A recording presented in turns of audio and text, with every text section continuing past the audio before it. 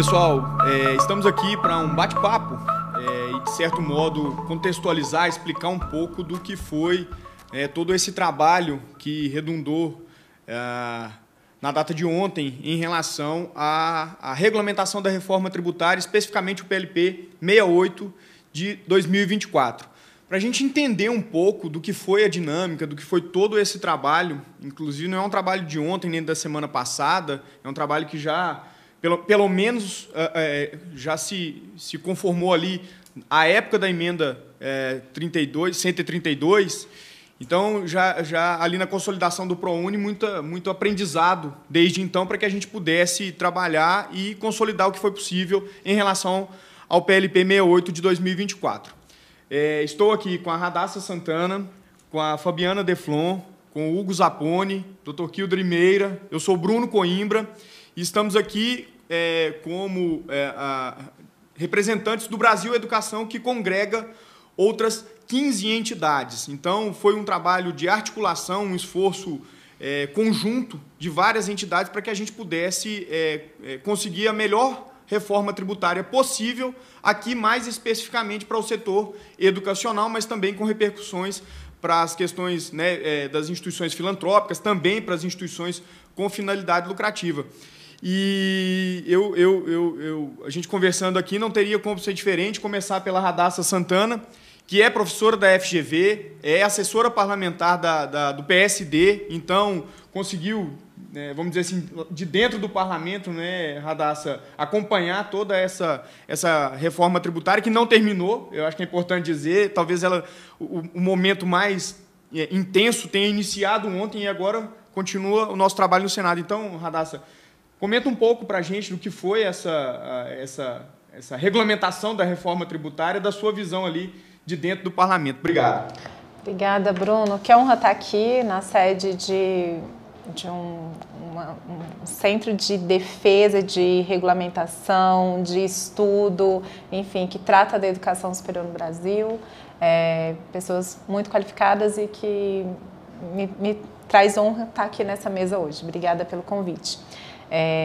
Bom, eu acho que quando você começou a falar, me veio a lembrança que essa luta realmente não é de agora. Desde o PLP 187 e nas questões relacionadas à ProUni, em outros processos legislativos, o setor tem arduamente construído aí a sua marca para garantir, dentro de um cenário de segurança jurídica, o usufruto das suas prerrogativas constitucionais. Acho que isso é um ponto que precisa ser dito. Não é uma luta de hoje. Então, texto a texto, legislação a legislação, sejam em leis ordinárias, em leis complementares, sejam em emendas constitucionais, o setor precisa estar a postos para garantir o usufruto de garantias que são garantias constitucionais do constituinte originário, Então, a gente precisa deixar isso como uma premissa. A emenda constitucional 132, ela traz uma nova construção do que é o ordenamento jurídico tributário para a tributação indireta, e isso estava atingindo frontalmente o setor, O setor como um todo, o setor das imunes, o setor de educação, de saúde, de assistência, as organizações religiosas, e havia um risco ali que precisava ser mitigado. Então, na emenda constitucional 132, foi possível garantir que essa unificação de tributos levaria a CBS também para a imunidade do setor, e a gente conseguiu essa garantia. Garantir as organizações religiosas a terem as suas atividades dentro do conceito de imunidade, que era uma luta diária do setor. Com o PLP 187, anterior à emenda constitucional 132, a garantia de quais eram os instrumentos normativos e as obrigações para que a Receita Federal não fosse direto à instituição, mas que tivesse um processo administrativo antes de cuidado com quais as obrigações acessórias foram cumpridas ou não. E a partir disso, e aí depois de todo esse processo, que aí sim você poderia ter uma autuação fiscal. Então, toda essa construção, ela não é de agora, como o Bruno falou.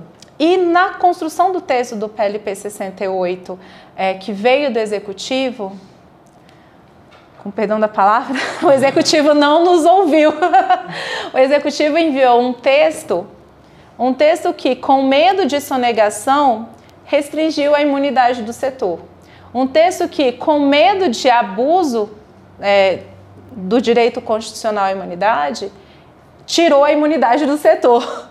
Um texto que, com medo de aumentar o que eles alegam ser renúncia de receita, e que nós reiteradamente dizemos que isso é um direito da imunidade, que decorre da imunidade, impediram o setor de ter crédito e impediram o setor de garantir inclusive uma competição justa, porque a partir do momento em que você vira contribuinte final, o peso das aquisições para o seu suporte econômico, né, seja para a construção das suas atividades econômicas ali, seja para a manutenção da sua própria atividade fim, se torna algo que pode ser insustentável para alguns. E fora isso, a gente teve um avanço nessa construção em que o PLP original, que é o que até o Hugo, né, vai explorar um pouco mais, e o Kildare também, no sentido de fazer essa junção entre o que era e o que chegou, até onde estamos dentro da Câmara, avançou na questão das sanções. Então, trouxe uma penalização excessiva que gerou uma insegurança jurídica e um temor no setor. Só para ficar claro, era como se assim, se a gente tivesse deixado como estava, se não houvesse a articulação que houve, acabado o processo, no dia seguinte, talvez metade ou mais da metade das instituições imunes iriam perder as suas imunidades e teriam que fechar as portas enfim. Então a gente estava com um risco muito sério.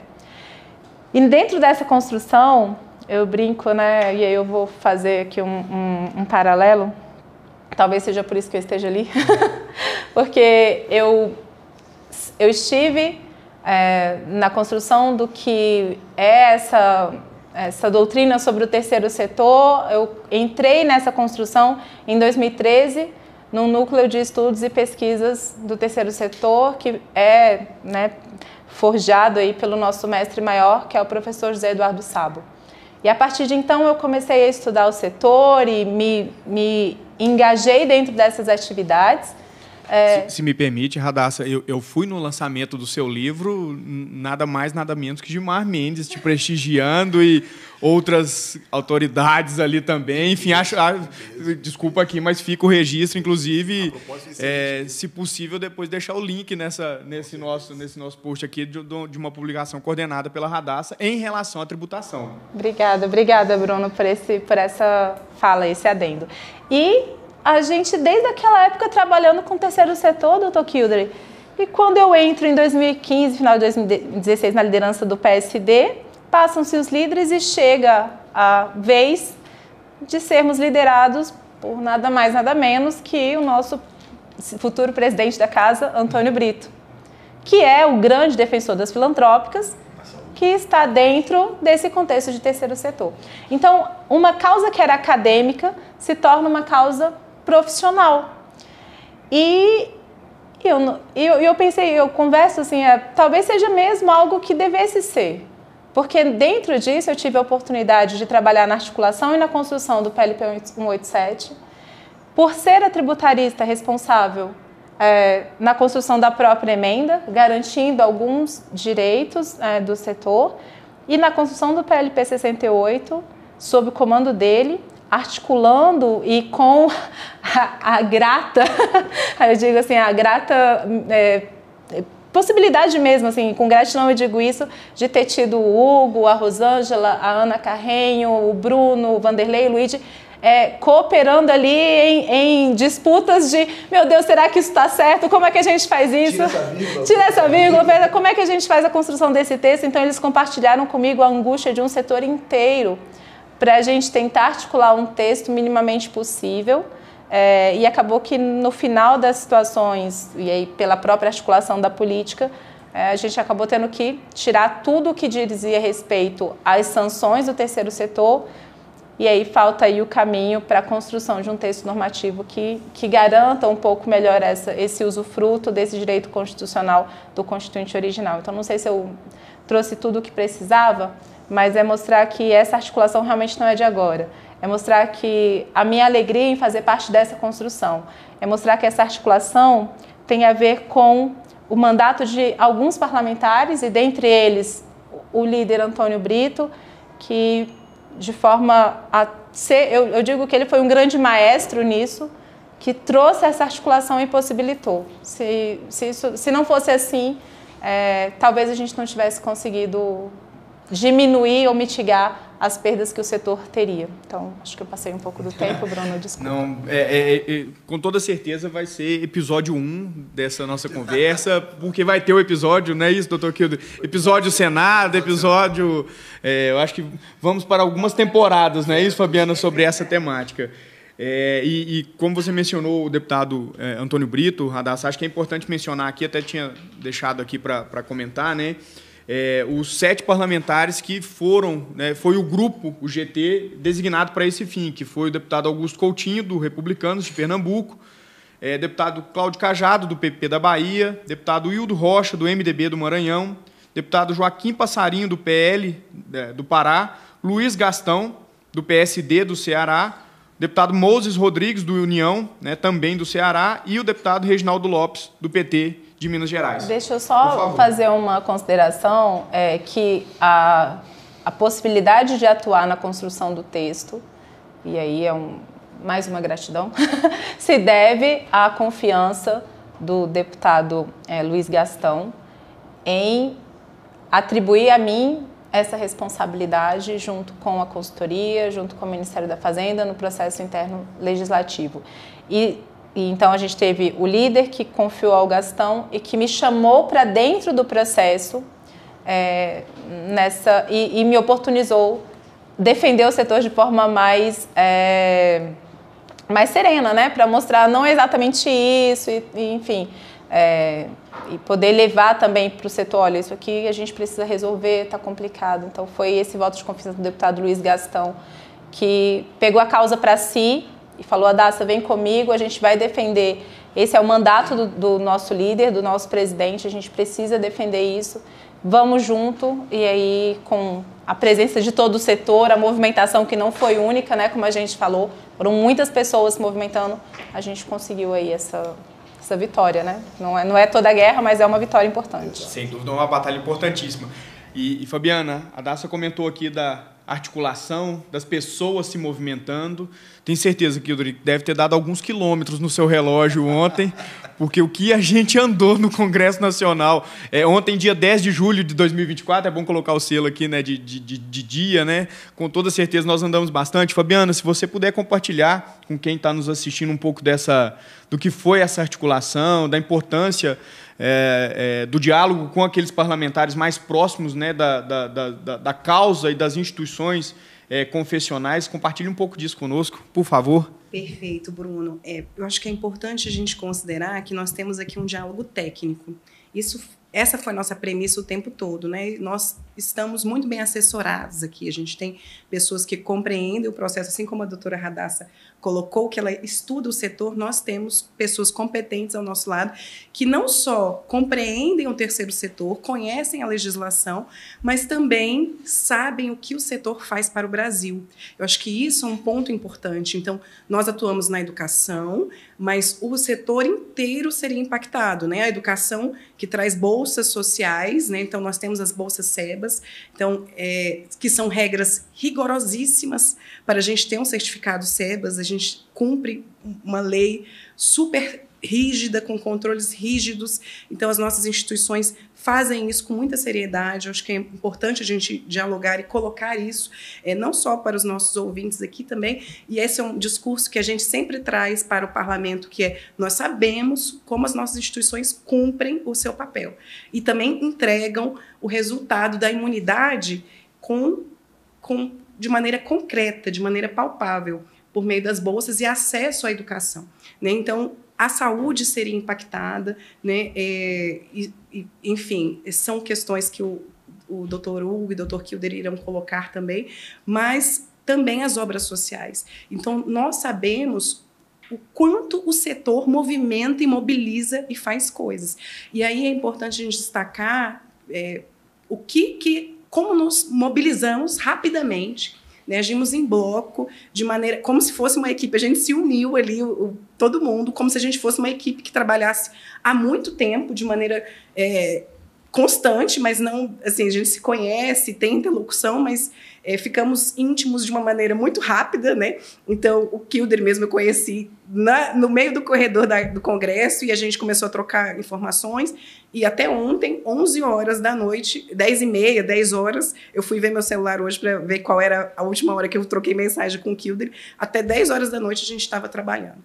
Então, assim, trabalhando em prol das nossas associadas, defendendo o interesse não só das nossas associadas, mas de todo o terceiro setor, né, que produz e faz algo muito positivo. Então, isso é importante a gente dizer aqui, né? Nós não temos a imunidade como um benefício, né? A gente faz algo em troca disso, né? Que são as bolsas na educação, mas, enfim, tem diversas questões que eu acho que depois, a gente, como diz o Bruno aqui, a gente tem 10, 15 vídeos para fazer sobre isso. Então, eu acho que é importante a gente colocar, e para todos que nos escutam, que o diálogo foi muito... deputado Antônio Brito foi fantástico e sensacional, mas a gente agiu e atuou com diversos interlocutores, vários deputados. Não, acho que não seria nem justo a gente colocar o nome de todos aqui, mas eles... porque foram muitas pessoas com quais a gente dialogou, que a gente apresentou os dados, inclusive os dados do FUNIF, com o retorno da imunidade tributária, né, que tem uma pesquisa muito bem consolidada e construída, que fala o que a gente faz na área da educação, da saúde, da assistência social, que são dados consolidados, que também foram auditados, então a gente tem muita segurança nesses dados. Então, todo o diálogo que a gente trazia com o parlamentar, uns muito próximos de nós, já, como o deputado Antônio Brito, e outros totalmente alheios ao que nós fazemos. Então, assim, temos que trazer o cenário também positivo dessa consolidação do setor, enquanto não é o interesse de uma associação ou de um outro, do setor. Nós somos interessados em colaborar para um Brasil melhor. E é isso que fazemos, por meio da educação, da saúde e da assistência social. E eu creio que o caminho ainda... é um caminho longo, né?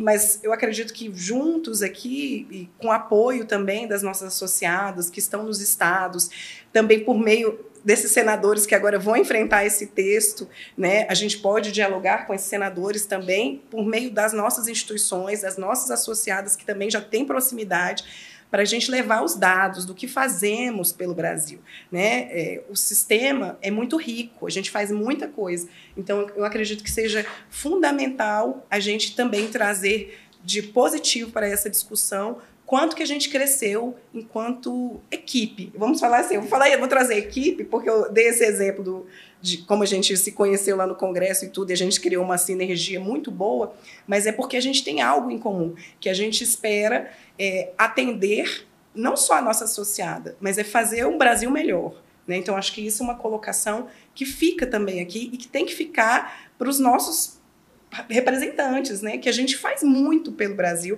e que sozinho o Estado não dá conta.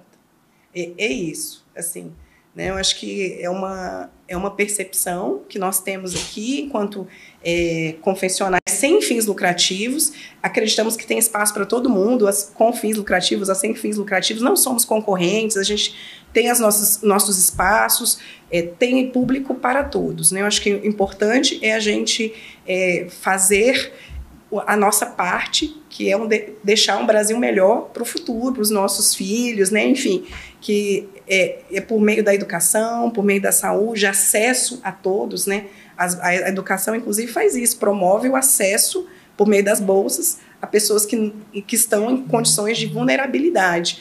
Então, é um ponto que a gente destaca aqui, que a gente gostaria de trazer, Bruno.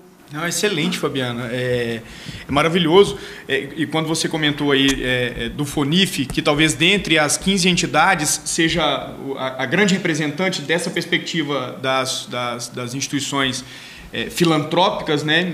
Não podemos deixar aqui de fazer o registro ao professor Custódio, que também andou bastante com a gente ali, né, Dr. Kildre, dentro dessas pautas, liderou boa parte dessas reuniões, e dentro da confessionalidade, né, você está ali na ANEC, mas também a BIEE, né, nesses contatos com os parlamentares, acho que também vale mencionar aqui, porque também trilhou ali com a gente esse caminho ali, o Carlos, né, para que a gente conseguisse... Não é isso, doutor Kildre? Cadê o parlamentar tal? Onde que está o parlamentar tal? A alteração para incomodar a Radassa lá e outros assessores também que estavam na condução dessa temática. E você, Hugo, trabalhou muito, né, nessa tira parágrafo, qual foi a contribuição. Ontem eu tive a felicidade de ver você e o Dr. Kildre ali dialogando ali ainda nos 45 do segundo tempo. Tira confesso que coloca esse, tira aquela vírgula. Eu olhei e se me permite, Dr. Kildre, me pareceu até uma dança ali das melhores inteligências a serviço da filantropia brasileira. Então, Hugo, se você puder comentar um pouco do que foi esse baile, que eu acho que a gente saiu bem dali, meu amigo. Verdade. É angustiante, efetivamente, termos de tentar expressar o óbvio, afirmar o óbvio. Como a Radassa colocou, não vem de hoje, o trabalho é incessante, incansável, desde a reforma da Previdência, a gente tentando explicar o óbvio que não podemos suprimir uma imunidade da Constituição. E, muito embora o óbvio tenha sido dito diversas vezes, nós tivemos a investida nesse PLP de um dispositivo para suprimir uma imunidade já pacificada, por ocasião da importação. Uma instituição imune, então, quando adquire um determinado produto no mercado internacional, ela teve, por expressa previsão no primeiro documento que veio do texto, a supressão. Então, nós tivemos oportunidades de sensibilizar parlamentares, o trabalho muito bem capitaneado pelo professor Custódio, à frente do FONIF, liderando todas as entidades do terceiro setor, ombreando com deputados que defendem a bandeira, como o deputado Antônio Brito. Tivemos trabalhos relevantíssimos por ocasião das audiências públicas, onde, depois de ter o contato com aquele desastroso texto, com perdão da expressão, que causou arrepios em todo mundo, o Dr. Kildre desde o início falou, né, em reuniões, não mexa no 14 do setênio, o 14 está muito bem posto, muito bem colocado ali, 50 anos, mais de 50 anos praticamente, ele é super moderno, está mais do que suficiente. A pretexto de pretender trazer maior especificidade, maior detalhamento, como a Radassa colocou, né? A pretexto de querer regular, em verdade, eles estavam incorrendo no que Marshall falava lá em 1800 e tanto, o poder de tributar compreende o poder de destruir. A pretexto de supostamente regular, eles estavam tolhendo direitos e garantias fundamentais, efetivamente, por obrigações que são absurdas, que não têm como prosperar frente à manutenção de liberdades individuais. E veio esse texto, então, e destacamos aqui a perspectiva da supressão de uma imunidade, que é óbvia, já garantida pelo Supremo, afirmada pelo Supremo, e ainda assim intentaram contra ela, inserções de dispositivos de pesadíssimas sanções por descumprimento de imunidade tributária, a exemplo de, por exemplo, uma instituição que eventualmente incorresse numa falta mínima de R$50 mil, por exemplo, numa transação, pudesse ter sua imunidade suspensa e atingir uma perspectiva de R$100 milhões, por exemplo, a depender de todo o exercício abrangido. Fora a questão da placa, por exemplo, e confundindo aqui, como a Fabiana colocou, preceitos de imunidade às contribuições sociais e aos impostos, porque a reforma, que é bom que se diga, e é um ponto, por mais que seja chato e técnico, é bom se ter absoluta convicção e domínio desse aspecto, é que a reforma tributária está se detendo da regulamentação do IBS e da CBS, e por determinação da emenda constitucional 132, equipara-se à CBS uma contribuição em pressupostos técnicos normativos dos impostos. E a Receita Federal ela simplesmente ignora, ou aí com todo respeito, o problema é que isso é gravado e vai ficar registrado, né? Com todo respeito, eu não sei se por absoluta disposição nesse sentido... Deixa eu te ajudar um pouco, para a gente não ter problema. Obrigado. Na condição de assessor do PSD, será que ela tem imunidade parlamentar? Né? Deixa eu te ajudar um pouco, assim. Eu acho que a grande questão A Receita Federal, ela esteve acostumada a cuidar das restrições ou dos limites à imunidade a partir de contribuição. Exato. Quando a contribuição, quando o PIS/COFINS se torna um IVA, não estou falando nem de CBS, mas ele vai para a lógica do que é o IVA, porque teoricamente o IBS e o CBS são um só. Por mais que eles tenham natureza, e aí a gente vai falar da natureza da finalidade distinta, a materialidade deles, ela é unificada em um IVA. E o IVA é um imposto, não é uma contribuição. Exato. Então, se você fosse fazer uma alegoria, era como se uma parte do IVA fosse obrigatoriamente destinada à Previdência.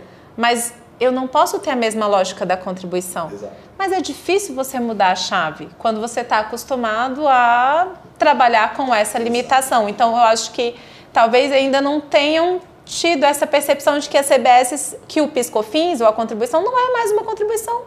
Ela se tornou um imposto vinculado. Ela se tornou uma outra lógica. Obrigado. Melhorou um pouco. E falar de forma tão muito mais tranquilo que eu pretendia dizer. Obrigado, estou te devendo. É realmente esse cenário. A pretexto de supostamente ter maiores cuidados, estava se inviabilizando efetivamente direitos assegurados. Liberdades fundamentais que se expressam por entidades religiosas, a liberdade de proselitismo, a liberdade de expressar a fé, entidades assistenciais, a liberdade de associação em si, creches, enfim, circunstâncias basilares do nosso ordenamento que estavam sendo potencialmente turbadas por indevidas inserções normativas. Chama a atenção, por exemplo, dispositivos que já foi declarado, inclusive, inconstitucional pelo Supremo, na DI 1802, por exemplo, quando da instituição poder perder sua imunidade tributária por não ter retido um tributo que deveria ter sido retido na fonte. IR-fonte, por exemplo, a própria contribuição do segurado empregado, com as circunstâncias econômicos-financeiras que, infelizmente, assola diversas entidades, e não porque elas querem, não porque o faz dessa maneira. Uma vez ou outra, a instituição acaba recolhendo em atraso, e uma circunstância dessa de um mero atraso ensejaria a imunidade. E a pena capital imposta de forma peremptória, perdendo-se a imunidade com efeitos para trás e para frente. Esse cenário de toda angústia, muito bem conduzida também pela Radassa, nos permitindo acesso à possibilidade de apresentar os nossos anseios, nossas informações, foi o que tivemos de primeiro impacto, no primeiro momento, e desaguamos na noite de ontem numa aprovação de um texto que, graças a Deus, conseguimos suprimir muitos dos itens que nos eram desfavoráveis.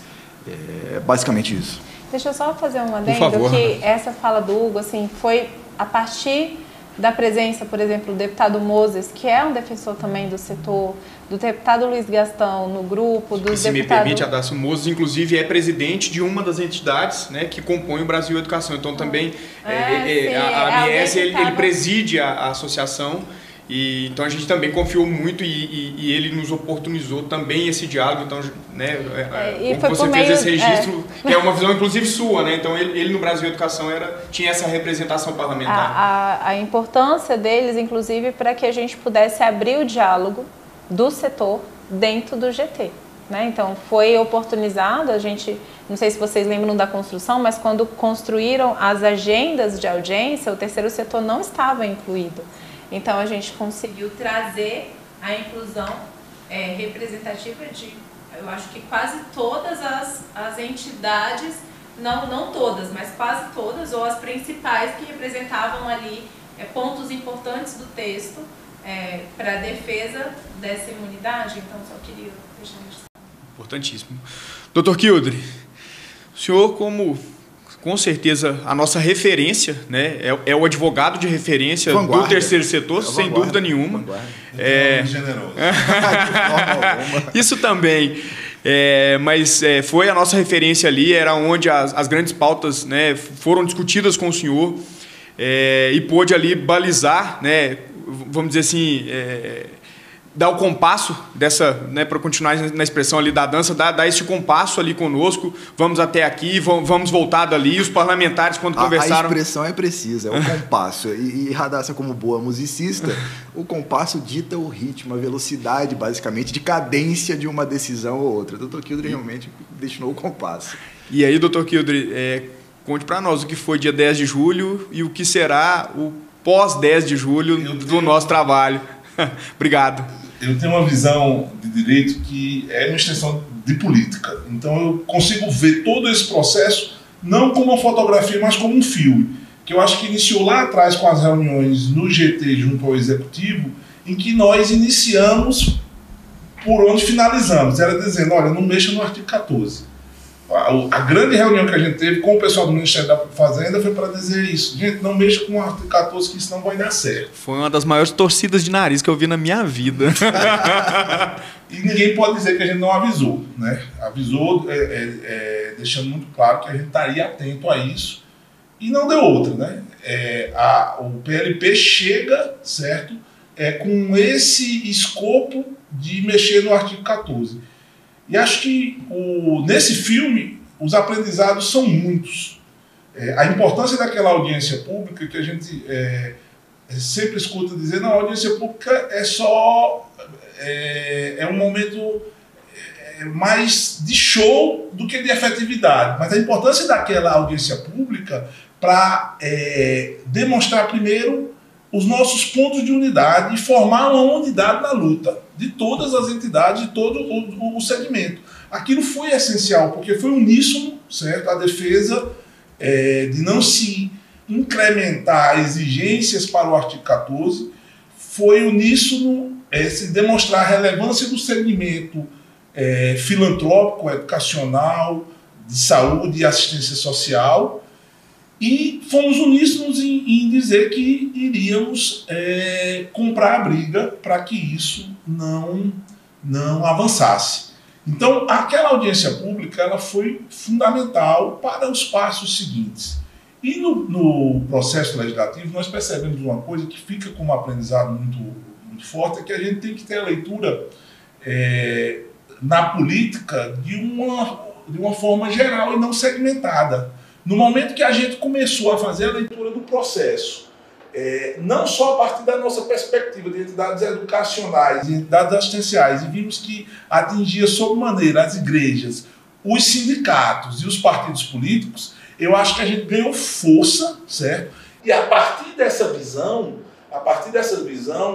mais ampla do processo, nós conseguimos grandes avanços. Não conseguimos tudo. Até porque achar que você vai entrar na Câmara ou no Senado e vai conseguir tudo justamente faz parte do jogo democrático, certo? Então foi um excelente aprendizado que aponta para a necessidade da gente aprimorar a nossa unidade. E mais do que nunca vale aquela premissa de que unidos nós somos bem mais fortes. E aqui, antes de passar quais foram os avanços, a gente precisa fazer um agradecimento, certo, a cada uma dessas instituições que nós representamos através dos seus presidentes, a professora Lúcia Teixeira do SEMESP, ao professor Celso Nisquet da ABMS, ao padre João da ANEC, ao Marcos Zimmer da ABIE. E nesses aí, se eu esqueci de algum, certo? Me perdoe, vocês também têm a liberdade. Vai no crédito depois, vai no crédito depois.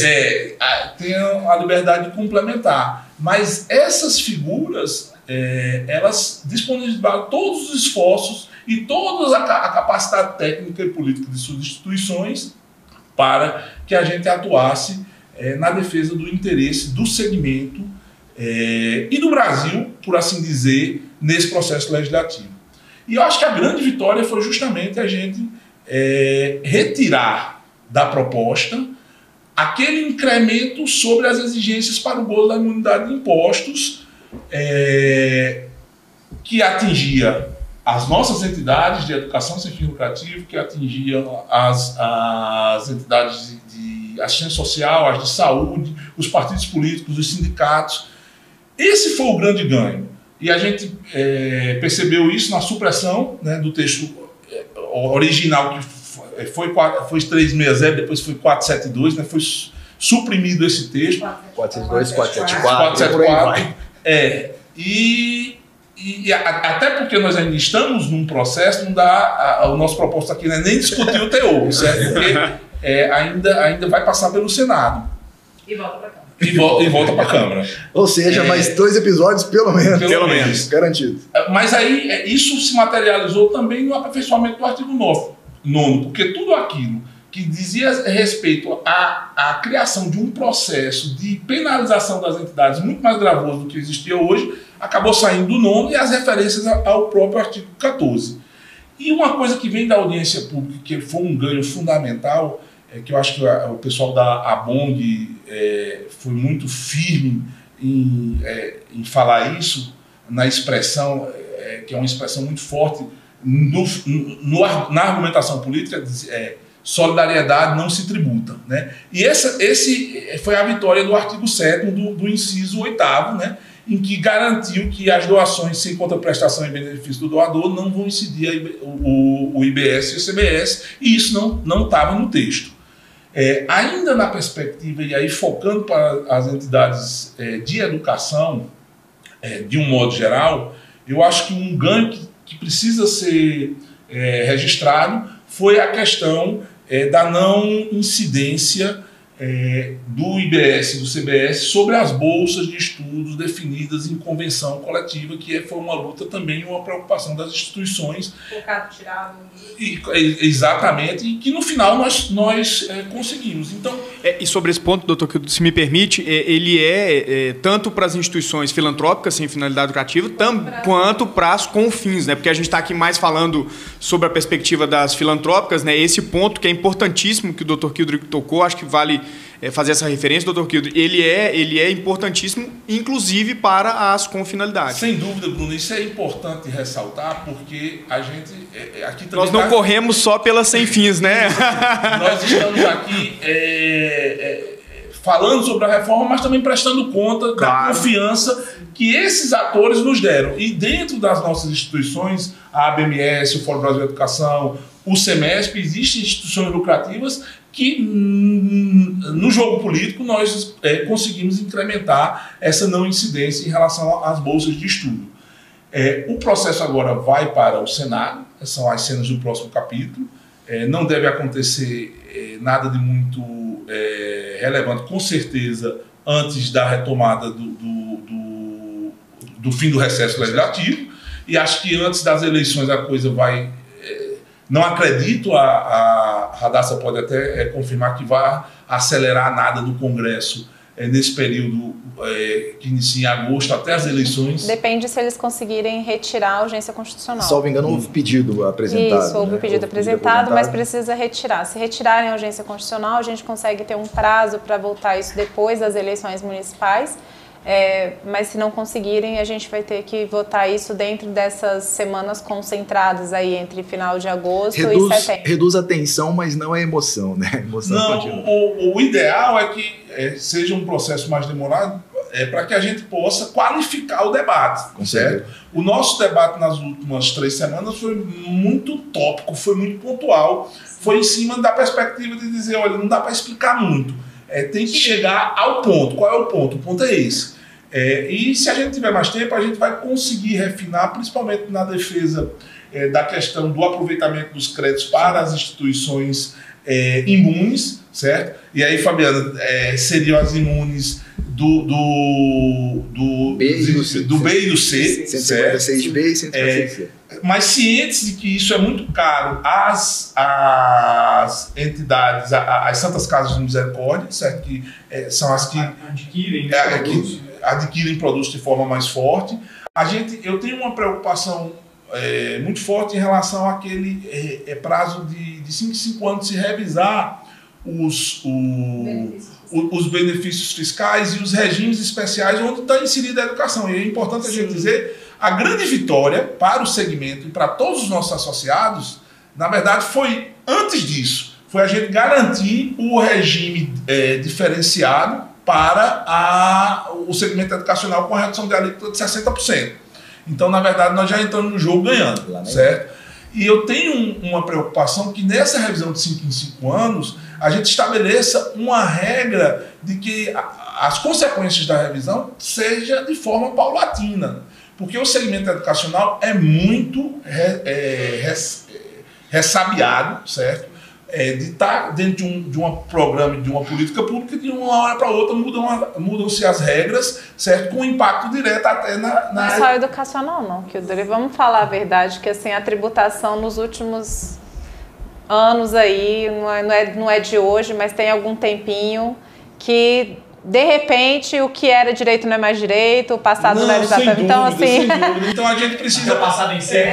O mesmo cuidado que a reforma.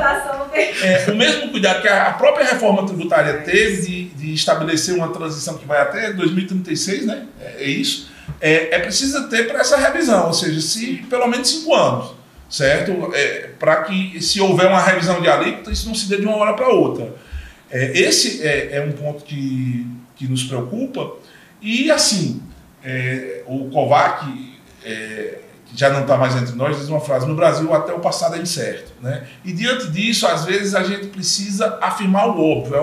É importante que a gente afirme o óbvio na legislação. Foi até dito em relação a esse pleito que a gente não necessitaria, porque as bolsas concedidas à ProUni são descontos incondicional, mas a gente vive uma realidade que nos municípios se tributa ISS-QN sobre as bolsas. Então, se a gente conseguir inserir no artigo que fala do ProUni expressamente que o IBS e o CBS não vão incidir sobre as bolsas concedidas, eu acho que traz segurança.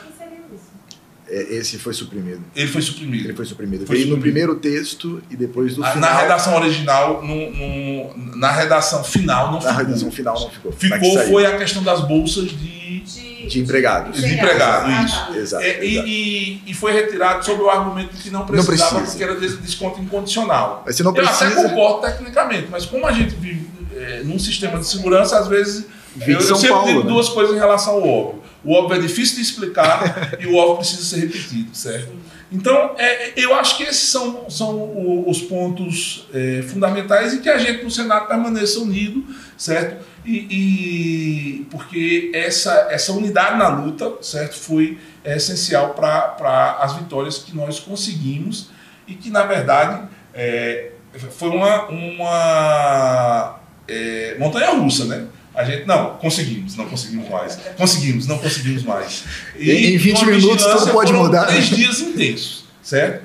E esperando que a gente tenha tempo no Senado para qualificar o debate. Eu sempre dizia para o Hugo, não tem tempo. Não tem tempo de explicar, não. É uma frase, certo? Não tem, nós não temos esse tempo. Mas acho que parabenizar a todos vocês. Acho que a gente fez um trabalho de vigilância e fez um trabalho de coparticipação que teve um bom resultado. Ainda não é um resultado definitivo, porque a gente também precisa estar alerta. Não acredito que isso vai acontecer, mas pode vir notícia ruim do Senado, certo? Ou seja, pode vir retrocesso. Infelizmente a vida não caminha só progredindo, né? Marchas e contramarchas. Então a gente precisa estar atento. É isso, agradecer o convite, Bruno, de estar dividindo essa mesa aqui com advogados tão brilhantes e tão jovens, né? Já são velhos. Ok, Kildare, é sensacional. Eu acho que quem está nos assistindo aqui pelo canal do Brasil Educação vai poder aprender um pouco do que foi essa dinâmica até o momento, né, de ontem, e do que vai ser o momento posterior. Então, o objetivo dessa nossa conversa aqui, eu agradeço mais uma vez imensamente Fabiana, Hadassa, Dr. Kildare, Hugo, por esse momento. Vamos ter que voltar aqui para o momento do Senado, e que estejamos afinados, né, Fabiana, mobilizados, porque esse aprendizado, né, esse trabalho conjunto, Dr. Kildare, eu acho que foi o que foi determinante para as entregas, né, que foram possíveis em relação a essa reforma tributária. Então, a gente segue, né, acompanhem aqui o desmembramento de toda essa questão aqui nas redes do Brasil Educação. O Dr. Kildare já fez referência aqui aos dirigentes do Brasil Educação. Muito provavelmente tenha uma outra dinâmica com os dirigentes, mas a gente cuidou aqui. Agora, por favor. Eu me esqueci de falar do Custódio Pereira, o presidente da FUNIF. Todo mundo já tinha falado, mas... Fica o reforço. Que, na verdade, foi o nosso grande... Maestro? Maestro, né? E o Mirócles, né, do CMB, né? Que não faz parte do Brasil Educação, mas esteve muito próximo desse processo. Mas quem sabe, né? Mas quem sabe nessa lógica desse Brasil Educação, né? Secretariado pelo professor Celso Nisquier. É fato que a gente continua nessa batalha, não é isso, Fabiana? Então, agradecer aqui, né, agradecer todos os parlamentares que de alguma forma puderam contribuir para as pautas, né, da educação, das instituições com finalidade, sem finalidade, das filantrópicas, e segue a nossa batalha, não é isso, doutor Kildo? Vamos junto. Com certeza. Sigamos. Pessoal, sigam, né, o Brasil Educação, nós temos o nosso site, temos uma agenda programática 2024, o trabalho do Brasil Educação no Parlamento ele é muito intenso, então fica aqui meu agradecimento para quem esteve aqui conosco até esse momento. Vou pedir, Radassa, para ficar no link ali a sua publicação, o seu livro lá que você coordenou, então você passe para nós aqui. Já passe com a hashtag qual é o cupom de desconto lá, tá bom? Então, muito obrigado a todos que nos assistiram até aqui. Um forte abraço, pessoal. E a gente vai ter que terminar porque chegou um pão de queijo aqui maravilhoso, então é só por isso que a gente vai encerrar. Muito obrigado.